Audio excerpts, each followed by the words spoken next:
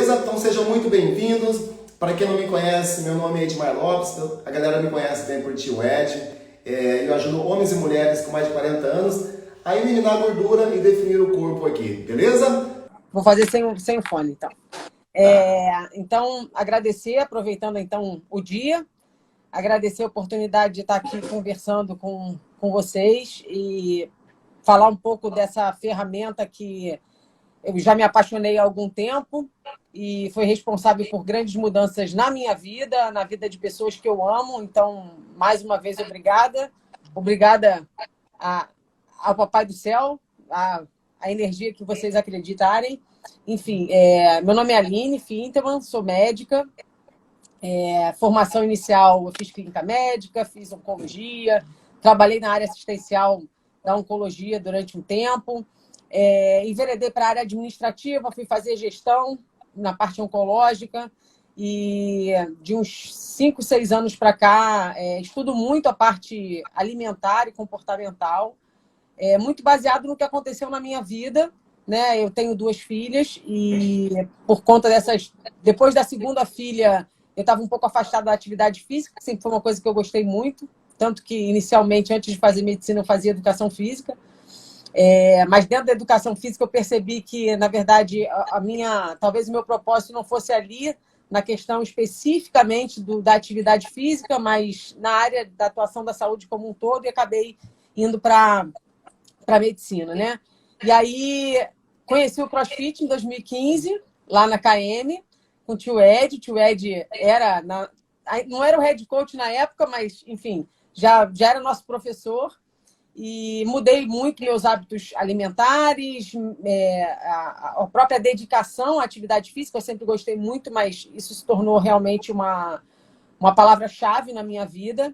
E a partir daí eu mudei muito a questão de estilo de vida, né? De comportamento. E eu acho que é importante pontuar isso, porque o jejum ele entra muito nisso. Ele é uma prática, né? Ele não é uma dieta, ele não é uma moda, como o jornal o Globo colocou, ele é uma prática milenar, é uma filosofia, algo que vem com a gente, ancestral, né? Evoluímos fazendo jejum, né? Então, quando eu trabalhando na parte aí administrativa, na parte de gestão na oncologia, a minha vida já tinha mudado muito, eu já vinha fazendo isso também com as pessoas da minha família. E toda vez que eu parava para conversar, eu só falava disso, eu só tentava ajudar as pessoas com a questão de saúde, até que me veio a vontade de mudar, né? De sair do que eu estava fazendo e me dedicar hoje realmente a tratar a doença através da saúde. Acho que o meu lema hoje é muito esse, numa medicina integral, numa medicina que olha o indivíduo como um todo, uma medicina que não trata só a consequência, vai tratar a causa. Então, é claro que a gente tem que tomar atitudes para tratar os sintomas, para tratar as consequências, porque você não pode deixar ninguém se sentindo mal e com dor, né? A gente está ali para apoiar e para ajudar, mas a gente tem que procurar a causa do problema. Então, hoje, meu foco de atuação é esse, dentro do consultório, é trazer saúde para as pessoas, é fazer uma medicina preventiva. E eu acho que o jejum é uma das ferramentas que eu uso bastante, que eu prego bastante, mas é uma coisa que eu sempre bato, é individualidade.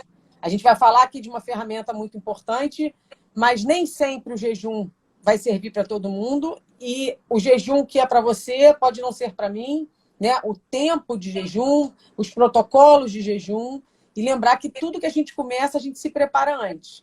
Então, não é moda e precisa ser orientado. Top. Eu te acompanho já há 5, 6 anos. É o tempo da KM. Eu te acompanho, você é aluna nossa aqui já há 6 anos. E olha, eu vou te falar uma coisa, hein? Você mudou, hein, Neguinha? De lá para cá... Mudei para melhor. Sem dúvida, impressionante, mas em todos os aspectos, né? A tua composição corporal, a tua pele, enfim, a tua energia, a tua disposição. Eu lembro de todas as passagens, né? Porque a gente tem essas fotos todas aqui. E eu falo, caramba, como que a Aline mudou, meu Deus do céu.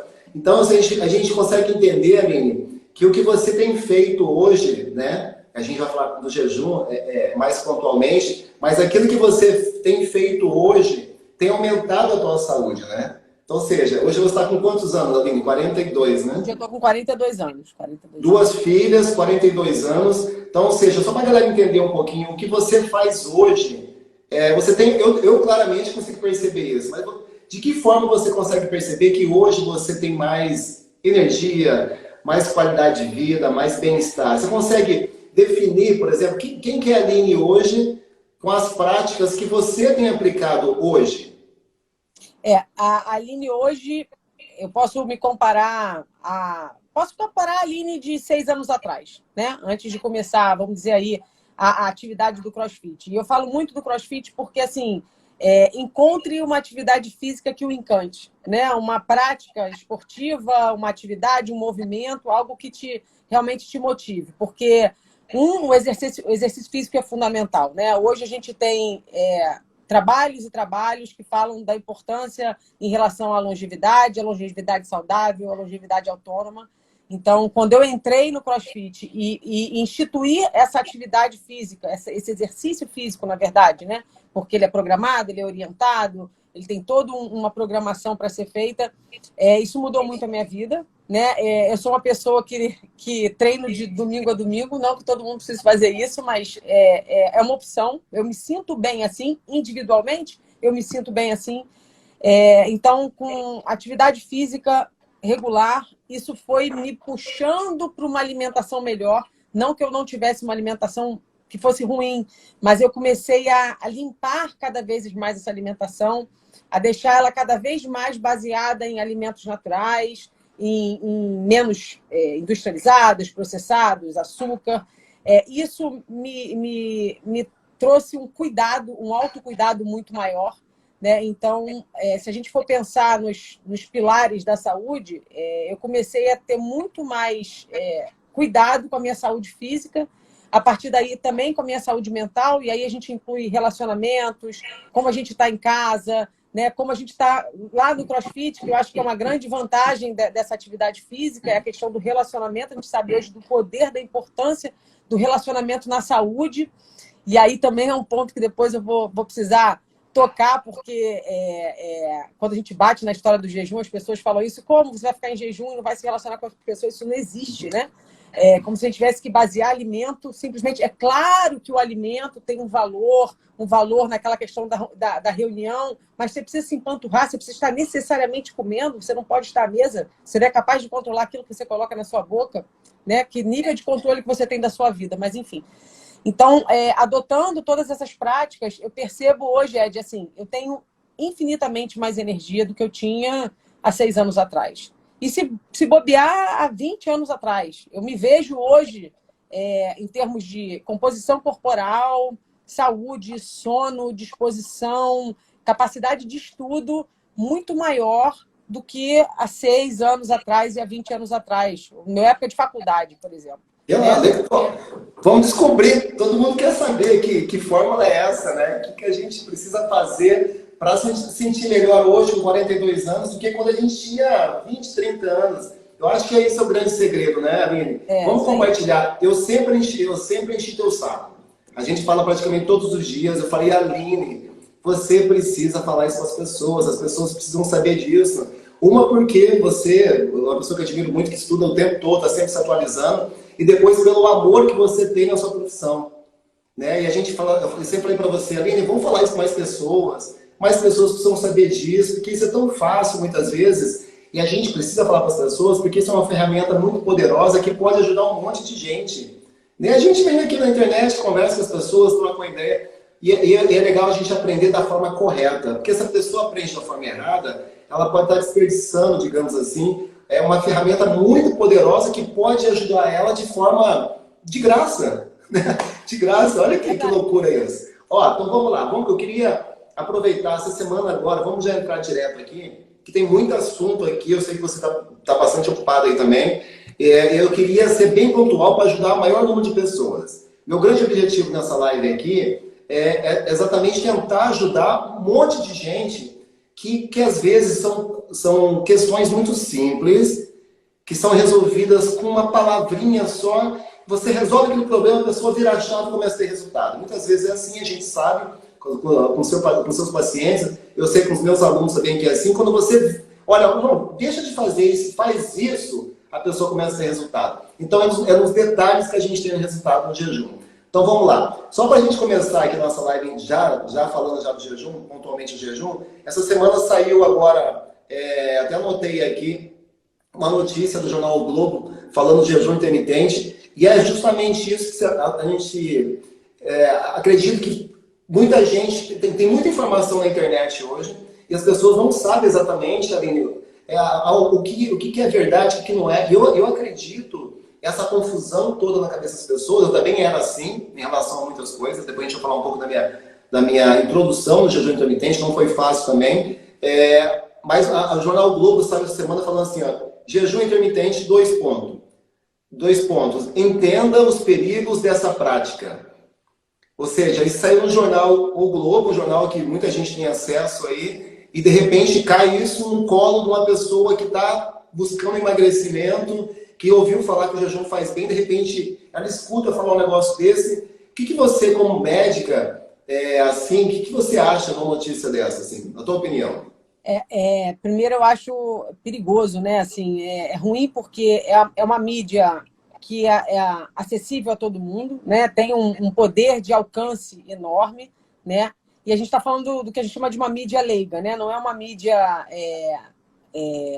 da área médica, não é uma mídia técnica, né?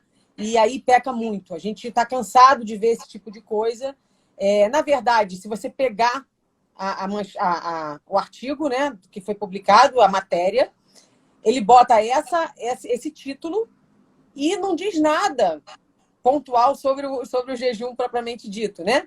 Ele, óbvio, para se chamar a atenção de alguém, você coloca um título sensacionalista, né? Um título que vai chamar a atenção. Entenda os perigos. E ele mesmo não fala nada sobre isso. O que ele fala aí nesse artigo, ele vai falar sobre um estudo, que é o Extreme, é um estudo que está sendo feito na Universidade de Navarra, um estudo randomizado, aí sim, né? Aquele estudo que a gente fala é um experimento realmente, um grupo que é exposto, outro grupo que não é exposto, você controla os 2 grupos, e aí você consegue tentar entender como é que acontece com cada um dos grupos, diferente da maioria dos estudos que são publicados dentro da nutrição, que são estudos observacionais, que a gente não consegue afirmar causa e efeito, a gente só levanta hipóteses, são estudos, a maioria epidemiológicos. Então, ele está falando deste estudo que está começando a ser realizado e a forma como ele está sendo feito.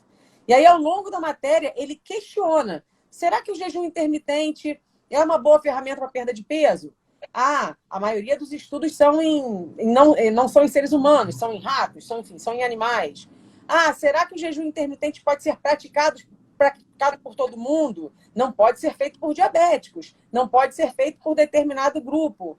Será que eu posso fazer ele em exercício? Né? Fazer o exercício e estar em jejum? Quer dizer, ele coloca essa série de questionamentos como se fossem as perguntas que precisam ser respondidas e que talvez esse estudo ajude a responder um pouco mais. Mas, enfim, ele foi muito infeliz na forma como colocou e aí amedronta as pessoas, né, na sociedade, porque provavelmente ele foi escrito por um leigo, alguém que quis chamar a atenção de alguma coisa, e bastava chamar algumas pessoas, alguns médicos que trabalham, que estudam sobre jejum. A gente tem grandes nomes no Brasil que trabalham com isso, doutora Maíra, doutora Janaína, que tratam seus pacientes assim também, não só no Brasil, fora do Brasil, doutor Jason Fung, doutor Longo, enfim. Quer dizer, pessoas que trazem embasamento, você vai a qualquer local em que você faça a pesquisa científica correta e você vai ter já dados sobre isso. Então, é muito ruim quando a informação está dispersa pela sociedade, o conhecimento não. Apesar de as pessoas falarem que o conhecimento está disperso, não, o conhecimento não está, a informação está. E a gente tem informação de tudo quanto é jeito, né? As mais absurdas possíveis. Então, a gente fala, procure a pessoa certa para você se informar, para você entender se aquela informação é adequada. Essa pessoa vai te ajudar a adquirir conhecimento. E aí você vai começar a praticar. A hora que você pratica, você adquire ali sabedoria. Teu corpo entende que aquilo é bom para você e aí você sabe fazer as escolhas corretas. Então, o que a gente vai querer mostrar aqui um pouco, e um pouco dos benefícios do jejum, e um pouco dos benefícios do jejum para criar essa energia infinita que parece que a gente tem aos mais de 40 anos, e que pode ser acima dos 50, 60, enfim. Né? Eu brinquei com a Rafa que não é sarado depois dos 40, é longevidade sarada. É isso, entendeu? Tem que ser por aí, porque assim, você consegue usar a ferramenta jejum dentro do que a gente entende que seja saúde. E eu acho que é um pouquinho daí que a gente vai falar, porque assim, muito mais o corpo sarado, né, Ed? Eu acho que ele é uma consequência, né, de todo um trabalho. Exato, mas assim, toda vez eu falo bastante sobre uma barriga definida, um corpo sarado, depois dos 40 anos, mas o grande lance, a galera que me conhece sabe, o grande significado da palavra sarado vem de sadio, vem de curado. Exatamente. Então, a primeira coisa que a gente faz, por isso que eu sou tão chato com as pessoas aqui, porque eu falei, gente, vamos fazer isso, porque isso vai sarar teu corpo. E quando o teu corpo estiver sarado, o benefício de um corpo sarado vai ser uma definição muscular. O que é um corpo sarado? Um corpo curado? É um corpo com menos gordura, um corpo com mais massa muscular. Então, o que é um corpo definido? É um corpo com menos gordura e mais massa muscular. Então, o que a gente pratica aqui são práticas para deixar um corpo curado, tá? Ó, então vamos lá, Aline. Vamos falar um pouquinho agora, já vamos entrar nos benefícios do jejum, assim. Vamos falar, aquilo que você realmente acha importante. Quais são os principais benefícios do jejum? Vamos, como a gente já começou falando, né, como uma prática milenar, uma prática ancestral, praticada inclusive de forma religiosa, né? Eu acho que eu vou entrar até num primeiro momento num jejum mental, né? A gente se abster de alguma coisa. E a gente fala de alimento aqui, mas a gente pode estar falando se abster das redes sociais, se abster de um café que pode estar te causando um vício, né? Que a gente não chama de uma droga, não é ilícita, né? Mas a gente sabe que vicia. Né? Então, essa capacidade nossa de abstenção, de se abster de alguma coisa e de controlar aquilo que a gente coloca à boca, né? Nos leva a um outro nível mental, né? A um nível de reconexão que muitas vezes a gente não leva isso em consideração. A gente fala muito da questão metabólica, eu acho que é muito importante no sarar, né? No ficar saudável, mas a saúde ela passa por uma saúde física, mental e energética. Se a gente não compõe essa tríade, né, pode estar um super atleta lá, mas que pode estar mega estressado com o trabalho, com cortisol lá em cima, totalmente desregulado do ponto de vista hormonal, com físico maravilhoso, mas ele está doente. Ou ele está não saudável. Né? A gente poderia dizer que a gente tem 3 estágios. A gente tem o saudável, o doente e o não saudável. Ou não doente. É aquele que está ali no intermediário, que qualquer coisa desequilibraria ele. Então, eu acho que o primeiro benefício do jejum é essa reconexão, né? Essa possibilidade de reconectar mentalmente, você com você, aprender a ter disciplina. O jejum te dá muito, muito isso, né? Então, fala. Só recapitulando aqui, você está falando que o jejum, essa tua capacidade de você controlar aquilo que você come, também se transfere para o teu trabalho, não é isso? Essas emoções controladas, né, de você conseguir controlar. Será que é hora de comer agora? Será que eu estou com fome ou estou com vontade de comer? Será que é só uma ansiedade ou será que é uma fome fisiológica? E você conseguir enxergar essas diferenças, identificar, não, agora eu não estou com fome, não. Era sede, a gente vai falar sobre isso também. Você consegue identificar as suas emoções e controlar as emoções. E isso se transfere também para o dia a dia, para a relação, com o marido, com o trabalho, é um pouco isso, né? Você fez o link perfeito. Na verdade, quando eu ia passar justamente para pensar na parte metabólica, então, a primeira coisa dessa questão mental, de você, se você não controla aquilo que você coloca pela boca, você não controla a sua vida. Né? É uma coisa mais simples, né? Que é a questão alimentar. Né? E lembrar que a fome, né? ela é um dos nossos primeiros elementos de autodisciplina e de autoconhecimento. Então, assim, a gente consegue perceber o que é a fome real, aquela coisa da necessidade do corpo, é uma coisa que acende, que você come qualquer coisa, dá vontade de comer, do desejo de comer, que você é específico, ela está ali linkado geralmente a alguma coisa, a uma ansiedade, uma ociosidade, a um tempo, uma rotina. Ah, eu estou acostumada a comer essa hora, aquela hora você tem a vontade de comer.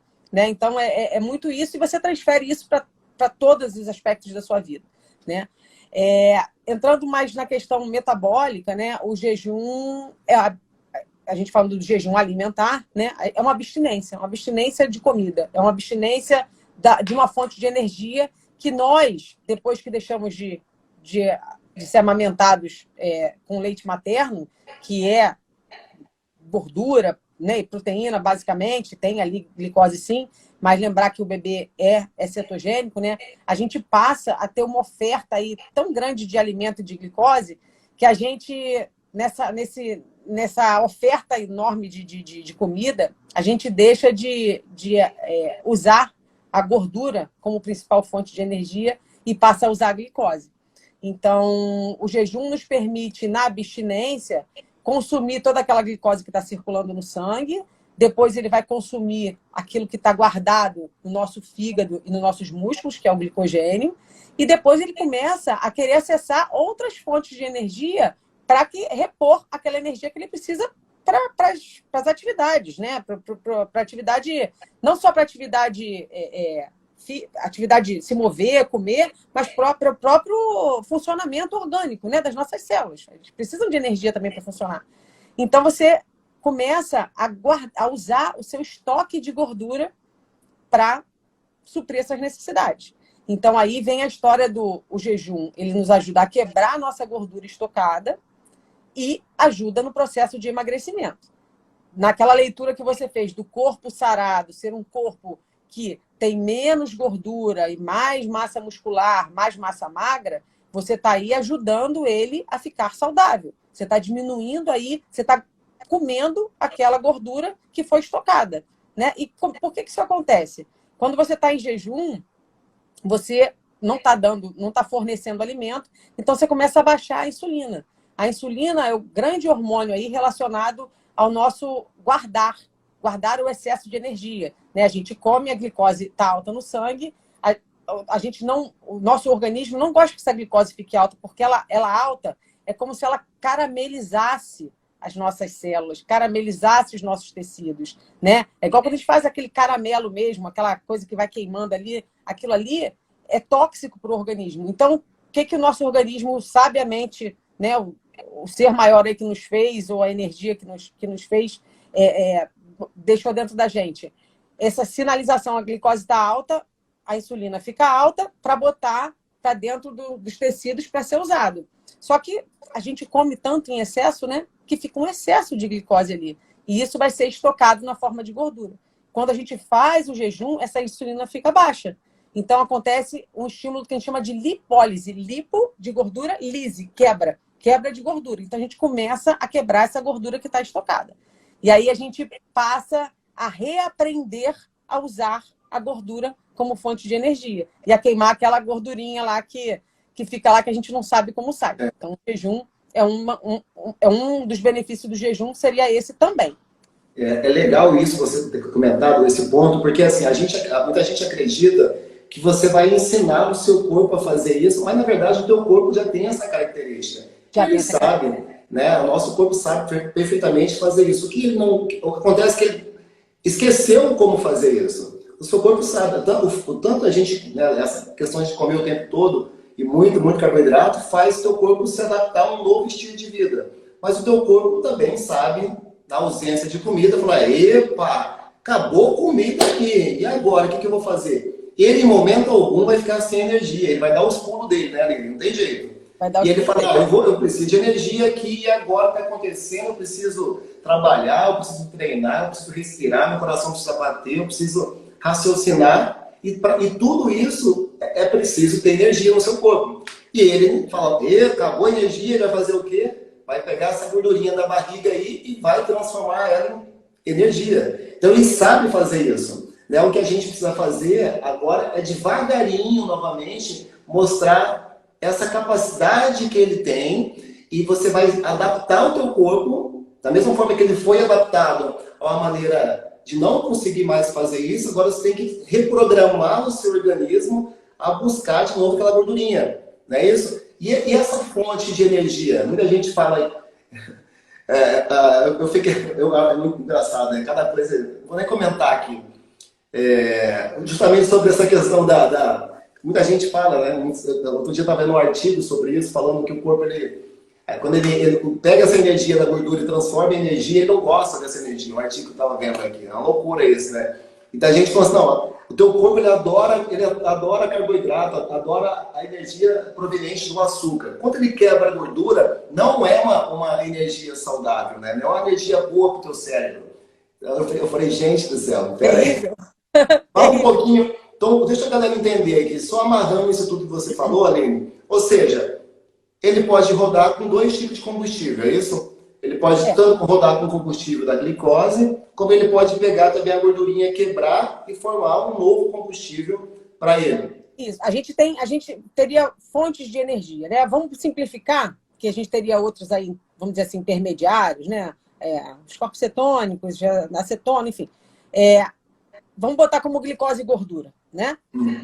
O organismo, ele queima primeiro aquilo que ele não tem como armazenar, ou menor capacidade de armazenar. Nós fomos feitos sendo mais capazes de armazenar gordura.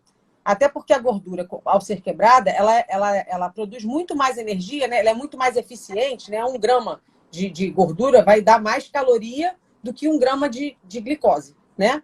Então, a gente foi feito para armazenar. A gente tem essa capacidade maior de armazenar gordura.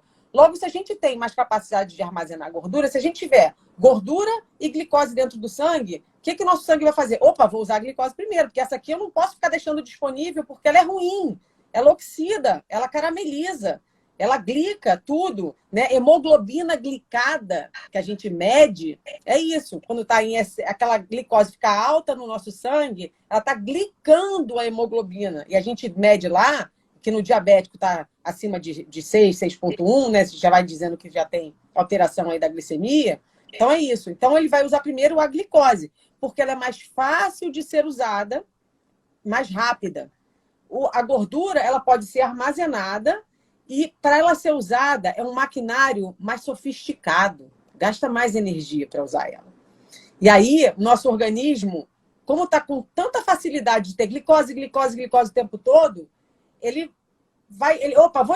já que isso aqui é muito dispendioso, gasta muito para mim, eu vou deixar isso aqui quietinho da gordura, você fica ali guardadinha, estocada, porque eu tenho glicose à vontade, vou só usando a glicose, e aí a gente desaprende. Inclusive, é como se a gente desligasse as máquinas e tirasse as máquinas de queimar gordura por um tempo e ficasse aqui só na glicose. Quando a gente faz o jejum e a gente permite que essa glicose fique mais baixa, que essa insulina fique mais baixa, mais controlada, a gente começa eu vou precisar reativar essa minha indústria aqui de energia. E aí vai reativando isso. E aí você vai reaprendendo a usar aquela gordurinha que está estocada. E aí quando você reaprende a usar isso aqui, e se você tem mais gordura, você vai usar mais gordura. E se a glicose está disponível, você vai usar aquela glicose, você retorna o que a gente chama de flexibilidade metabólica. Então a gente é capaz de queimar as 2 coisas, mas isso tem que ser resgatado. Por isso que a gente fala que a pessoa que vai fazer o jejum, como para qualquer coisa na vida, ela tem que ter um preparo. Ela tem que ter uma orientação. Não adianta pegar alguém que consome glicose 24 horas por dia, acorda às 6 da manhã, toma um café da manhã que é glicose pura, né? Amido, carboidrato, ainda mais se for os mais simples, né? Enfim. Aí almoço, de novo. Aí se faz 5, 6 refeições por dia, tá expondo isso o tempo todo. Não vai acessar aquela gordura que está guardada de jeito nenhum, porque é muito mais fácil usar essa glicose. Mas eu entendo as pessoas, também era assim, tá, Aline? Eu entendo as pessoas, porque muita gente associa o açúcar, né, a glicose só aquilo que é doce, sabe? Tipo, doce doce de sorvete, de um bolo, do açúcar. Muita gente não consegue associar, né? Muita gente não sabe que, né, o arroz ele quebra e vira açúcar, com a massa quebra, vira açúcar, com o pão vira açúcar. Muita gente não consegue associar isso. Então é legal a gente entender, né, a gente falar sobre isso, porque não é só, tem coisa salgada que também é carboidrato. Né? Muita gente Isso, acha isso. Vai virar, é o amido, né? A gente fala o que é milho, um é amido. amido, né? Ó, É amido. é legal você, só para a gente passar a próxima pergunta aqui, você falou um negócio muito interessante, um ponto muito interessante, que é o seguinte: o organismo ele pega essa gordura, esse açúcar todo, ele está correndo lá na corrente sanguínea. E ele, de uma forma de sobrevivência, de querer proteger o seu organismo, ele tira todo aquele açúcar que está fazendo mal para ele e joga para debaixo do tapete. Como se ele quisesse esconder isso, né? Ele falou, eu vou me livrar disso aqui, porque Não posso estar com isso aqui alto. Isso. é um instinto de sobrevivência, vou tirar esse açúcar aqui, senão vai contaminar todas as células e joga para debaixo do tapete. E o debaixo do tapete significa nosso fígado. Né? Como o fígado é um lugar, digamos, limitado, ele joga um pouquinho lá, né, nos músculos. Mas tem um lugar que é ilimitado. Por isso que ele não para de encher. Então, limitado, o fígado é limitado. A questão de guardar a musculatura também é um lugar mais limitado, mas a nossa barriga, nosso tecido adiposo é um lugar ilimitado. Então, por isso que você vê pessoas com 200, 300 quilos, porque ele tem espaço, ele vai enfiando, vai colocando gordura para dentro. E aí vamos explicar isso, né? Porque assim, é o que você falou, tá ali aquela glicose. Aí eu usei para fazer a minha atividade física, para dizer que eu não sou de grandes atividades físicas, né? Eu comi lá meu pão, tomei meu café com leite, com açúcar, comi meu pãozinho com queijo e fui trabalhar. Aí fui trabalhar, aquilo ali teve uma quantidade X de glicose, que eu usei alguma coisa porque eu fui a pé para o trabalho, né? Botei um pouco daquela glicose ali, já foi para o meu músculo, porque a insulina aumentou, aí foi para os tecidos, foi usar onde tinha que usar, mas ainda ficou uma glicose alta. Digamos que eu estava com o glicogênio, que é uma forma de guardar esta glicose nos músculos e no fígado, já está todo reposto lá, quantidade suficiente de glicogênio no fígado e quantidade suficiente de glicogênio no músculo. Ainda sobrou glicose no meu sangue. E essa glicose não pode ficar ali. E a insulina está alta, dizendo, olha, a gente ainda tem que guardar essa glicose em algum lugar. Onde é que a gente vai guardar isso? A gente transforma isso em triglicerídeo e depois isso é transformado em gordura. E aí vai lá para a barriguinha, que você falou. Vai lá para a gordura visceral. Você como...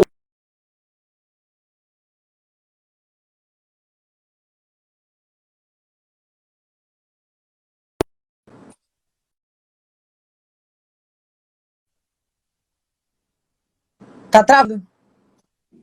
Tá ouvindo? Oi, agora voltou. Tava travando. Fala um pouco como médico essa questão do triglicerídeo, né? Que a gente sabe quando o triglicerídeo está alto, muita gente não sabe sobre isso. Está mais relacionado à quantidade de gordura no teu sangue. Fala um pouquinho como médico em relação a isso. Hoje, assim, aí a gente vai ter que ter uma outra live só por conta disso. Não, né? dá uma pontinha só. Senão a gente vai ter a briga do colesterol, né? A briga do triglicerídeo.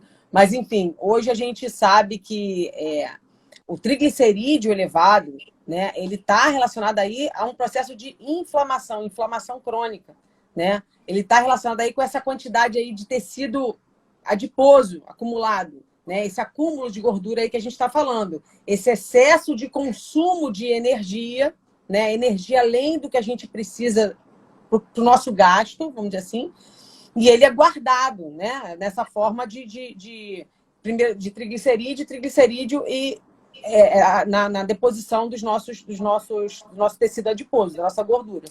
Então, hoje, a gente dá uma atenção enorme a esse valor do triglicerídeo para olhar risco cardiovascular, para olhar sobre a saúde, sobre a inflamação crônica no organismo, né?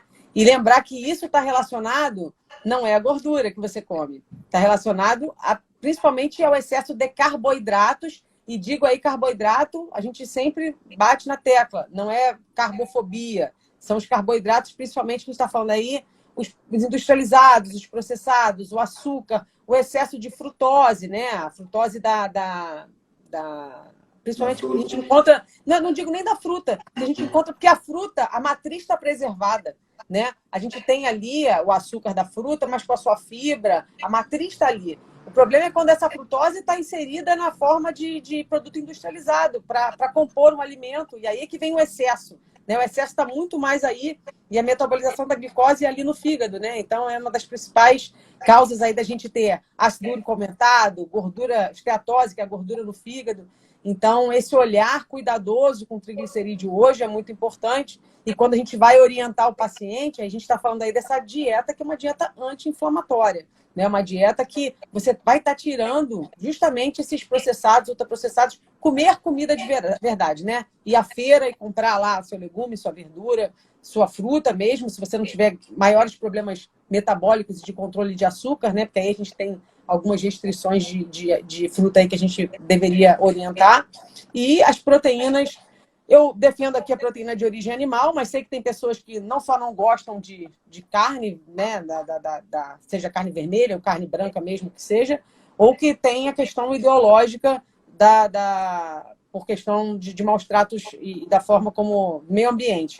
Mas, enfim, né? A ideia aqui é abrir menos pacotes, né? Cozinhar. Aline, ó, imagina, vamos para a prática, a gente já está 40 minutos aqui, eu não consegui, é tanto assunto. Ó, vamos pegar no dia a dia. Todo dia eu recebo muitas perguntas em relação ao jejum. Eu quero que você faça o seguinte, imagina que chegou uma pessoa agora, no teu consultório, uma paciente sua, não sabe nada do jejum. Ela escutou falar ali do jejum, podia ajudar a emagrecer, melhorar ali a qualidade da vida dela, tal. Ela não sabe nada. Ela chegou, o que ela tem que fazer? Qual que é o primeiro passo? O que eu preciso fazer? Assim? A primeira coisa que eu preciso fazer, uma pessoa que nunca fez nada, não sabe de nada, vive uma vida normal, uma vida comum, uma mãe de família, que trabalha bastante, que come arroz, feijão, sabe, a comida do brasileiro, né? Essa comida, enfim. É uma pessoa comum. Chegou no teu consultório, quer fazer jejum, qual o primeiro passo? Primeiro, assim, como você falou, entender o motivo pelo qual ela está querendo fazer o jejum, né? E aí a gente vai olhar a individualidade, né, do paciente, da pessoa. Porque eu tenho que olhar até o biotipo dela, né? Imagina, eu quero jejum, vou dar um exemplo prático só para facilitar essa entrada no que eu quero dizer. A minha irmã, ela é magra, né? Ela é uma ectomorfa, magra, longilínea, enfim. E que para ela fazer jejuns extremamente prolongados poderiam representar um déficit calórico grande que ela não precisa. Mas a primeira coisa, quando ela me pediu para orientar algumas coisas de jejum para ela, eu queria entender por que ela queria fazer jejum. E aí tem todos os aspectos metabólicos, né, que a gente falou, né, de controle de insulina, né, ajudar a acessar aquela gordura que está ali em excesso que não precisa estar, controle hormonal, são outros detalhes que a gente acabou até não entrando, mas enfim. Então, primeira coisa, entender o paciente, o perfil dele. Ela quer emagrecer, Aline, ela está incomodada, está com 40 anos, vamos pegar um perfil, vamos pegar a minha esposa. Depois que ela teve a minha filha, a Luna, ela não conseguia emagrecer de jeito nenhum. Essa foi fácil, porque essa aí eu posso falar como é que eu fiz com ela. Mas isso é muito comum nessa faixa etária, tá? Sim, sim. As mulheres, depois de terem filhos, não conseguem mais emagrecer e sente ali que tenta de tudo, tenta fazer essas dietas malucas, muitas vezes busca o exercício físico como, né, o cara para emagrecer e muitas vezes não consegue ter resultado. Vamos pegar esse perfil de pessoa, assim, 40 anos, já pode ser homem, mulher, enfim, buscando emagrecimento. Sobrepeso, né? Enfim. Então, a primeira coisa, como a gente falou, preparar, né? A gente precisa entender como é que ela se alimenta. Porque a primeira coisa que é interessante é a gente dar vamos dizer assim, uma limpada nessa alimentação, né? Se é uma pessoa que consome muito carboidrato simples, né? Se come toda hora, né? A gente precisa dar uma primeira arrumada aí, uma primeira orientada em relação a como ela se alimenta. Porque senão a fome vai aparecer constantemente, né? Ainda aquela coisa da necessidade do pico de insulina, né, e da glicose aumentar, vai acontecer, né? O cérebro é um cérebro que está esperando aquilo ali acontecer, né? Então vai dar a fome. Então a primeira coisa é entender como ela se alimenta, né? Então, a primeira coisa é retirar o que de alimento? O que ela teria que acrescentar ou retirar no primeiro momento? Isso, no primeiro momento, então a gente tirar primeiro todos os processados, todas as farinhas brancas, idealmente tirar o glúten, né? Porque ele é inflamatório, ele causa alterações ali intestinais para a maioria das pessoas. Em mim não causa. Ok, mas se a gente for olhar, a maioria das coisas que a gente come com glúten são refinados. E é isso que a gente não quer, né? A gente quer buscar o mais natural possível. Então, a gente vai tirar as farinhas brancas todas, os açúcar de todo quanto é tipo. Açúcar é açúcar, né? De coco, é demerara, é mascavo, enfim. Num primeiro momento, a ideia é que essa paciente coma principalmente os produtos que vêm da feira, né? Daquela parte do hortifruti ali do mercado ou da feira.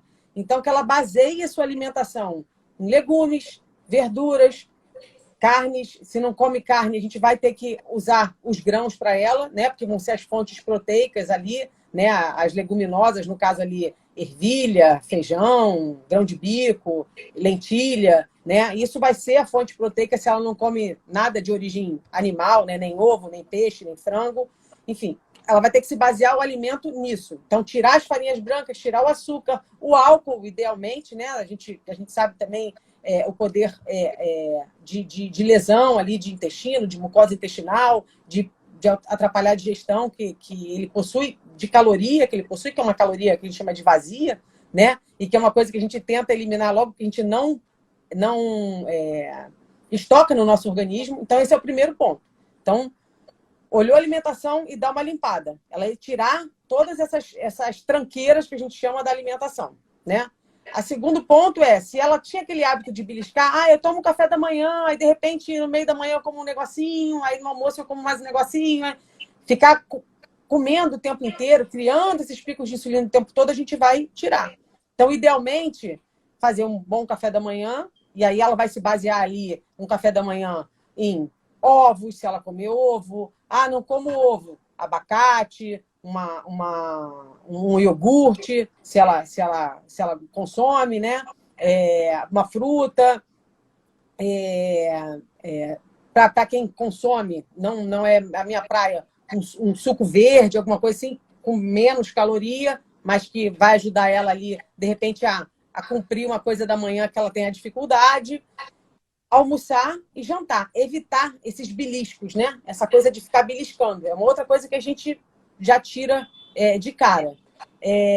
Tentar entender como é o padrão do dia dela, para tentar olhar qual é o melhor momento dela, de repente, pular uma refeição ou estender um tempo maior sem alimento. Porque isso é muito individual, né, Ed? Você pega, às vezes, a pessoa que é um trabalhador de esqueci como é, de turnos trocados, né?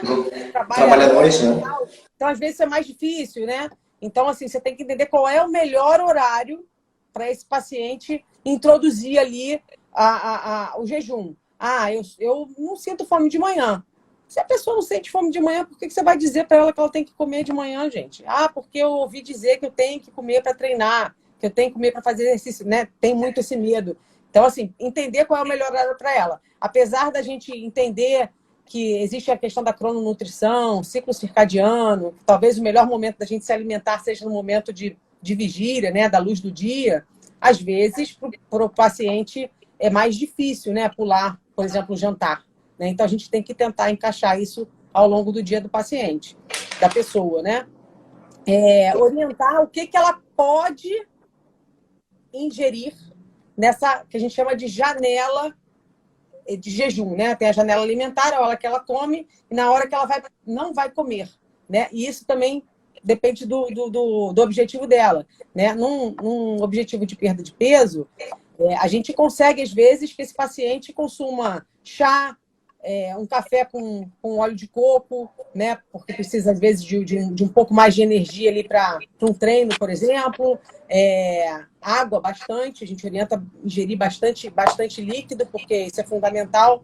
A reposição de sais, porque muitas vezes essa pessoa começa a fazer o jejum, começa a diminuir a quantidade desses carboidratos refinados, da glicose, começa a baixar a insulina, ela começa a perder sal, e aí fica com tontura, sensação de fraqueza. Então, a gente dá essa orientação de ingerir bastante líquido e nessa ingestão de líquido a gente orienta a reposição de sais, né? E uma coisa que eu falo muito para os pacientes que vão começar o jejum, depois que a gente entende isso tudo, né? Limpa a alimentação, pede para tirar as beliscadas ao longo do dia, orienta o que pode e o que não pode ingerir no momento em que está em jejum, vamos dizer, alimentar. Não falar para ninguém que está em jejum, porque qualquer coisa que você vai sentir, vão dizer assim, é porque você está em jejum. Você está sentindo isso porque você está maluco, você tá sem comer, não sei quantas horas, e só pode ser do seu jejum. Guarda para você, né? Guarda para você. Porque realmente é uma coisa que as pessoas ficam em cima mesmo, enfim, quase que adorando. Então, recapitulando aqui, o jeito errado de começar o jejum é você não olhar para a tua alimentação, entrar de qualquer jeito, comendo o que você já come. Então, o jeito certo de começar o jejum é você olhar para aquilo que você come, tirar principalmente os carboidratos processados, industrializados ali, e entrar com a alimentação mais limpa. Para isso é legal o profissional te orientando. Beleza, esse é o jeito certo e o jeito errado. Muita gente acha que o jejum intermitente faz perder massa muscular, né? Então, vamos falar um pouquinho sobre isso. Gente, eu acreditei nisso, a Aline sabe, tá? Quando eu comecei a fazer jejum intermitente, a primeira coisa que eu só pensava nisso. Aline, eu vou perder massa muscular. Claro que eu vou perder massa muscular, não é possível. Eu vou parar de diminuir ou seja, eu vou comer menos e como que eu vou ganhar massa muscular? E eu tinha essa crença muito forte na minha cabeça. Eu sou professor de educação física desde 2006. Eu aprendi lá nas primeiras academias que eu trabalhei que eu precisava comer muito para ganhar massa muscular. E eu trouxe isso muito forte para mim. Então, quando a gente pensa nessa possibilidade de fazer jejum, a primeira coisa que passa pela nossa cabeça é justamente que eu vou perder massa muscular. Porque é contra-intuitivo isso, sabe? Mas acontece que o corpo, ele é uma máquina perfeita, né? Ele é maravilhoso. Então o que o corpo faz para justamente proteger essa massa muscular da ausência de comida? É tão contra-intuitivo, Ed, que assim, a maioria das pessoas como você, né? Assim, formados, né? Que têm uma formação acadêmica, né? Que estudam, que foram orientados assim. As pessoas foram orientadas assim. E se você for olhar mecanismo, né? Tudo que a gente olha é só mecanismo e não olha a realidade, a gente está fadado a errar. Olhando mecanisticamente, você pensa, não tenho o que comer, eu vou começar a comer nosso corpo. E que eu acho que, se não me engano, acho que é o Jason Funk que fala isso. Você imagina, você está na tua casa e aí você tem ali uma lareira, tá um frio danado, aí tem uma fogueira, a fogueira começa a apagar. Você tem resto de lenha ali e você tem um móvel lindo de madeira. Você vai pegar o teu móvel de madeira e vai jogar no negócio para pegar fogo dentro da lareira? Não vai, né? Você vai pegar aquele resto de lenha, aquela madeira que está ali. E nada mais do que isso acontece. É claro que jejuns muito prolongados, você vai entrar num catabolismo maior. É outra história, não é isso que a gente está falando aqui, né? A gente está falando aqui do jejum intermitente ou do time restricted feeding, né? O eating, né? Você está ali comendo numa janela restrita. E isso já tem estudos publicados, que até o próprio Globo já botou lá, gente, que é a publicação, de que isso mostrou melhora de perfil inflamatório, né? Melhora até de controle de perda de peso, enfim. A ideia é que você não está dando o alimento. Aí você começa a usar a glicose que está no seu fígado, a glicose que está no seu músculo. Aí, opa, o que eu vou usar agora para consumir, né? Para repor esta energia que eu preciso? Vai começar a usar a gordura, né? Você vai começar a estimular a beta-oxidação, a gordura como fonte de energia. Além disso, a gente tem restos, a gente se alimentou, a gente comeu. Você comeu proteína, você comeu aminoácido para fazer gliconeogênese, que fala assim, mas como é que eu vou fazer gliconeogênese? Vou fazer com aminoácido, que são o que constitui as nossas proteínas, do seu músculo. Caramba, você comeu, você tem isso disponível no seu sangue. Fora isso, existe uma ferramenta, que aí é uma das grandes belezas do jejum, e que é o nosso remédio da natureza real, né? Ver o animalzinho quando está doente, o que ele faz? Ele fica quietinho, sem comer. A gente, quando está doente, a gente não tem fome. A gente não tem fome porque é isso. A gente desativa, a gente quer reparar, a gente quer ativar vias de autofagia, de reparo, de conserto orgânico. Então, nessas vias de autofagia, a gente pega célula velha, organela, né, que são, vamos dizer assim, um maquinário que está dentro das células velho e destrói e usa como fonte de energia, né? Próprias proteínas, né, e hormônios ali que estão ali disfuncionantes vão ser usados para ser fonte de energia. Então, tudo isso é usado como fonte de energia. O músculo é o último. Ele está protegido. Você acha que é que a gente fala assim, eu preciso comer um pré-treino para treinar, porque senão eu vou me sentir mal. Você tomava o quê? Né? Um whey protein antes de malhar e de caçar? Não ia, né? Então, assim, você tem ali... A massa muscular é a última coisa que você vai preservar para você ter capacidade de correr atrás do seu alimento, né? Aí, voltando, né? Claro, a gente está falando aqui de 24, 42, 72 horas aí, você tem bastante protegido. A gente não tem, vamos dizer assim, esse timing certo, né? De quando começa esse catabolismo maior, começaria de massa muscular. Mas, de verdade, você tem até artifícios de usar, por exemplo, suplementos de aminoácido puro para você estar fornecendo aminoácidos sem estar fornecendo caloria e manter jejum prolongado. Eu passei os dois lados, tá? Eu acordava...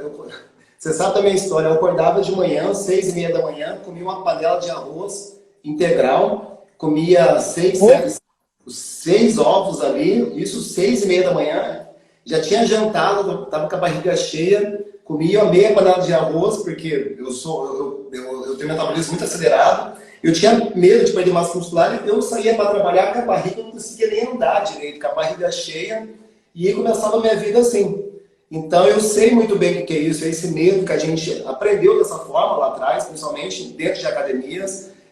Aprendemos isso na faculdade também, muitas vezes. Alguns professores falavam isso pra gente. E eu cheguei muito... Antes de treinar, eu tomava malto ali, tomava carboidrato puro, entendeu? Proveniente do milho, né? A gente tá falando... Então, eu tinha muito esse medo. Mas eu sei que muita gente em casa também tem esse medo ali. Tem esse medo. Então, é legal, nesse ponto de vista, fazer o que a gente fez. Experimentar da forma correta, que a gente está falando aqui, e sentir o seu corpo, ver a reação dele, né, mediante um exercício físico, como você se sente quando você treina em jejum, como você fica quando você fica 4, 5 horas sem comer. E aí vem um alerta muito grande, que eu sempre falo para minha galera aqui, se você fica 3, 4 horas, está sentindo mal, com dor de cabeça, com enjoo, sabe, com fraqueza, com 3, 4 horas de jejum, isso é um sinal vermelho, que o negócio está ruim. Exatamente. A máquina está inflamada. O que está acontecendo com essas pessoas? O que pode acontecer, Aline? Imagina que uma pessoa saiu de casa. Olha, quando saía para fazer exame de sangue, eu ficava alucinado. A gente tinha que ficar 8 horas em jejum, né? Para fazer exame de sangue. Eu saía de casa já pensando em terminar o exame de sangue, eu saía correndo do consultório, já ia comer a primeira padaria que tinha na frente.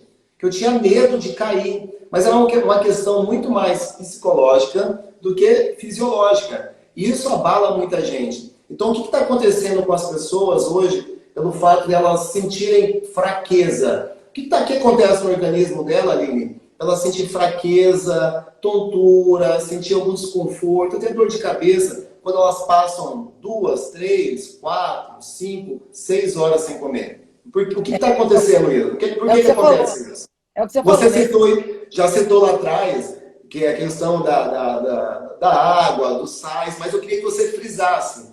Mas é mais do que isso, Ed, mais do que isso, é o que você falou, né? A gente quando vê que uma pessoa fala para você assim, não consigo ficar 4, 5 horas e já estou passando mal, tem alguma coisa errada. Seu organismo não foi programado. Foi programado para momentos de escassez. Você tem essa capacidade. Lembra daquela gordura que você estocou lá? Né? Mesmo o magricelo, né? Tem gordura ali. Né? Ninguém tem percentual de gordura 0. Né? Então, mesmo tem ali, é que você primeiro não sabe mais acessar isso, né? E a outra coisa, assim, nitidamente, isso é de um organismo que está cronicamente inflamado, que está o tempo todo com essa insulina alta, o tempo todo sinalizando que precisa de glicose, que a glicose precisa ser colocada dentro das células para funcionar. E uma coisa que acontece é uma informação do sistema nervoso central. O teu organismo, o teu cérebro começa a precisar de glicose. Ele precisa, ele sente falta daquele excesso de glicose. E aí ele te pede, você tem que comer. E aí começa aquela sensação de mal-estar. Né? Tem a sensação de mal-estar. Então, isso é real. Então, por isso que a gente fala assim, é ruim, tá ruim, você precisa se preparar. Então, você precisa primeiro começar a limpar o alimento, para essa insulina baixar, para isso não ficar alto o tempo todo, para você começar a desinflamar, né? Quando a gente fala de saúde, a gente fala que nosso organismo ele é capaz de se restaurar, de se limpar o tempo inteiro. Né? A doença ela é um desequilíbrio entre a nossa capacidade de estar o tempo todo reparando, se desintoxicando e o quanto a gente se intoxica. Se a balança está pendendo para intoxicação maior do que a nossa capacidade de se desintoxicar e de se reconstruir, de se renovar, a gente está doente. Né? Então, o que o jejum faz nesse processo todo? Ele vai tender a fazer isso aqui com essa balança. Primeiro que uma das coisas que nos intoxica o tempo todo são as coisas que a gente come, o ar que a gente respira, o que a gente passa na nossa pele. É o tempo todo, né? Um monte de porcariada, de metal, né? A gente come uma porção de coisas ruins que inflamam, que ativam todas as vias de sinalização inflamatórias, né? Interleucina 6, TNF-alfa, enfim. Um monte de siglas, mas que, assim, é inflamação. Quando a gente faz o jejum, a gente faz um repouso. A gente já está diminuindo essa intoxicação. A gente já está dando chance da nossa capacidade de recuperação. Opa, vamos equilibrar essa balança. Né? A gente já está tentando voltar a esse período de equilíbrio, de homeostase. Né? Essa hormese, esse desequilíbrio, vamos dizer assim, o jejum ele é uma agressão, vamos dizer assim, mas uma agressão pontual, né? É um estresse pontual, né? Eu ia falar, a palavra é estresse, é como a gente faz no músculo. Como é que a gente faz para o músculo crescer? A gente faz um estresse pontual. A gente estressa ele e alimenta ele depois adequadamente. O jejum é a mesma coisa. Não adianta a gente passa pelo jejum bem feito, a gente fazer todo um preparo anterior.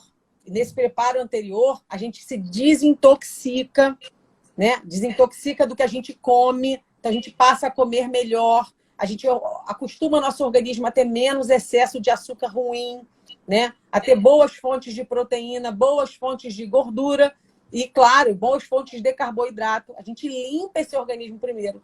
Depois a gente faz a abstinência, a gente entra em repouso, a gente deixa o nosso organismo ter menos agressão do que vem de fora, né? E entra ele naquele estresse, ele vai desarmar todo esse processo inflamatório e a gente entra depois, quando a gente abre a janela alimentar, com bons alimentos. Por quê? É exatamente isso. Ali, então vamos lá. Então vamos o jeito errado e o jeito certo da primeira refeição. Já entrando na prática aqui, tá? Entendi. Aline, entendi também, tá? Eu quero fazer jejum. Então eu dormi, acordei de manhã, 7, 8 horas, ele quer fazer a sua primeira refeição. Né? Então é legal a gente entender qual o melhor horário para quem está começando.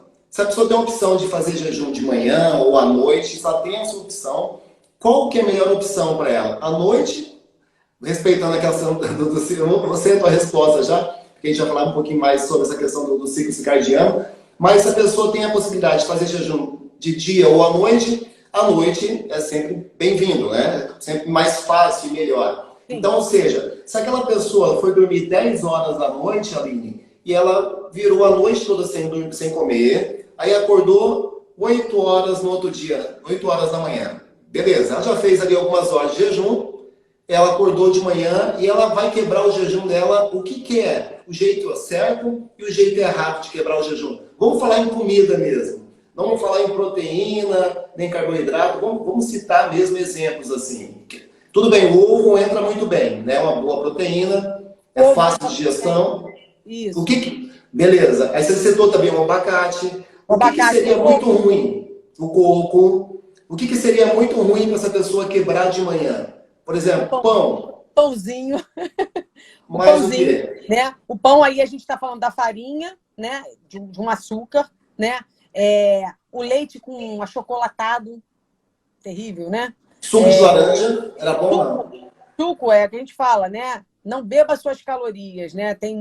Isso é importante. Fora que como a gente falou, eu posso chupar uma laranja? Pode.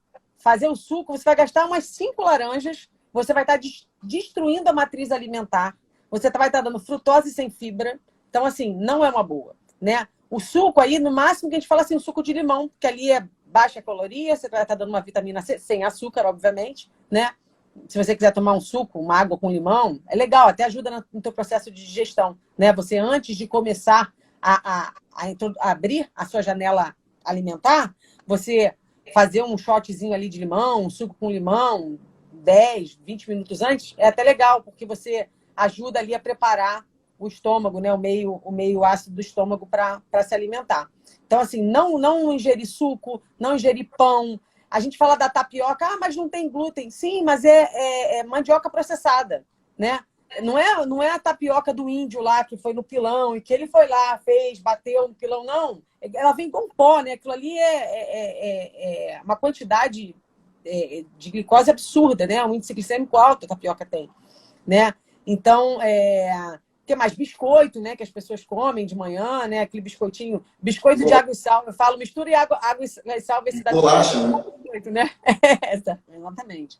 Então, assim. Legal. Aí eu quebrei com esses alimentos bons, tirei ali os ruins, legal. Aí entrei na minha janela de alimentação. Quebrei meu jejum, aí eu vou usar o que, Aline? Dentro dessa janela de alimentação, o que seria interessante as pessoas comerem, tendo em vista que ela vai fazer agora entrar no jejum à noite ali, né? Então ela vai tentar entrar no jejum agora fazer mais horas. Então ela, pensando já no jejum que ela vai fazer à noite, pular o jantar? Ela vai ela, pular o não, jantar? ela vai jantar um pouquinho mais cedo. Então Tá, agora então. ela vai jantar por volta das 8 horas. Então o que ela comeria no hora do almoço? Por exemplo, uma boa refeição, sem contar Sim. calorias, sem pesar a comida. O Tá o que seria interessante no prato dela, na prática? Fala comida, assim, não fala em proteína, porque muita gente não consegue saber o que é tá. proteína, carboidrato, gorduras. A gente tem essa visão do prato muito da pirâmide alimentar antiga, né? Antiga, atual, né? Da base de cereais, de pão, de massa. Então, a gente acaba botando uma quantidade enorme no prato, né? 60% ali de carboidrato. Eu falo isso muito com os pacientes, que eu acho que é um plus, mas enfim, que é a coisa da relação da proteína-energia. Mas eu falo para ele botar uma quantidade de proteína boa. O que é a proteína? Carne, né? Carne vermelha, ou filé de frango, ou peixe, se gostar de peixe, frutos do mar, ovos, né? Enfim, são, vamos dizer assim, o que a gente entende mais proteína de origem animal. Mas eu não como de origem animal. Então, você pode fazer um arroz com feijão, você pode usar ali uma lentilha, um grão de bico, uma ervilha, né? Pode estar ali compondo para você essa área proteica, vamos dizer assim. E que ela ocupe ali quase metade do seu prato, né? É que as pessoas acabam botando a proteína. Aí tem aquele pedacinho assim de carne, aí bota um monte de batata, né? Às vezes arroz com feijão, e aí bota legume. Então, assim, frango, peixe, ou carne, ou ovos, ou frutos do mar, o que você gostar, ou no caso das proteínas vegetais, como a gente falou, que seriam aí as leguminosas principalmente, as principais fontes. Verduras, né? Saladas aí para quem bate muito a questão da fibra, para ajudar na questão alimentar, para alimentar suas bactérias, né? Sua microbiota. Então, botar uma quantidade ali de salada também que te satisfaça, né? Às vezes pode botar isso até separado no prato. E os legumes. Aí, caprichar aí, abobrinha, berinjela, repolho, a própria abóbora, né? Se você não tem uma restrição maior aí de calorias, né? Para quem não é um diabético, né? Ou pré-diabético, ou quem não está querendo a história do perder peso, né? A gente restringe um pouco mais aí os tubérculos, que a gente chama, né? Que são as batatas, o inhame, o aipim, batata doce, né? Então, a gente pode botar, sim, numa quantidade menor e até de preferência, se for consumir no almoço, porque geralmente é a hora que a gente vai ter ainda mais atividade durante o dia. Então, esse prato é isso, assim, próximo da metade, se não a metade das carnes, vamos dizer assim, para ficar mais fácil, das carnes, e legumes e verduras. Ponto. Legal. Beleza. Então, o jeito certo do almoço seria colocar mais proteínas, mais carnes, para ficar mais saciado, para conseguir suportar essas horas, né, de jejum, digamos assim. Aí bateu lá para isso, ela comeu por volta de 1 hora da tarde, chegou ali para as 4, 5 ali, bateu uma fominha. E ela quer se manter comendo bem, que ela está dentro de uma janela de jejum. O que ela pode dar uma beliscada ali? Ela tá, pô, não aguento ver carne mais, não aguento olhar para a carne mais, eu quero comer uma coisinha diferente. A gente tem 2 pontos aí, né? Se a gente está orientando bem, conversando bem com esse paciente, a ideia é que ele não belisque. Então, bebe uma água ali, vê se é fome mesmo, de verdade, né? A gente confunde fome com sede, né? Então, bebe uma água, vai fazer uma atividade, porque às vezes é aquela coisa de, tô habituada a comer essa hora, aquela hora que cai ali, né, tal, cortisol. Vai fazer alguma coisa e vê se isso passa, se não é a vontade de comer, né? A vontade de comer passa. A fome não, ela é increscente. Então, mas acontece, uma pessoa está começando um jejum, essa percepção do conseguir sentir o que é fome, vontade de comer, talvez ela não tenha ainda. Ela está nascendo ainda.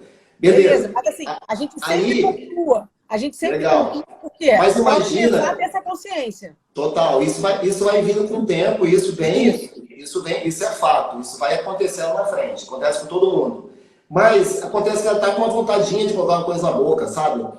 Dentro de casa, com filhos, aquela coisa, às vezes com estresse, ansiedade ali, e ela precisa colocar alguma coisa na boca, mas tem que ser uma coisa saudável, porque ela quer se manter no jejum. O que daria para comer aí, uma alternativa saudável, no meio da tarde, assim, ali, legal? Uma castanha. Né? Castanha, tá? Eu prefiro aí as nuts mesmo, as castanhas, né? Castanha de caju, nozes, amêndoa, né? Lembrar que o amendoim, ele é uma leguminosa, né? Para algumas pessoas ele pode ter um aspecto mais inflamatório. Então as castanhas seria legal. O coco, um abacate, um pedaço de abacate que vai ter ali uma gordura boa, que vai dar uma sensação de saciedade maior, como as próprias castanhas o dariam. Um ovo cozido, né? Às vezes, para quem tolera bem queijo, né, os lácteos, né, um pedaço de queijo, que vai ter ali também uma gordura que vai te ajudar a segurar. E às vezes as pessoas sentem falta do salgado também essa hora, né? Então, seria também uma boa opção.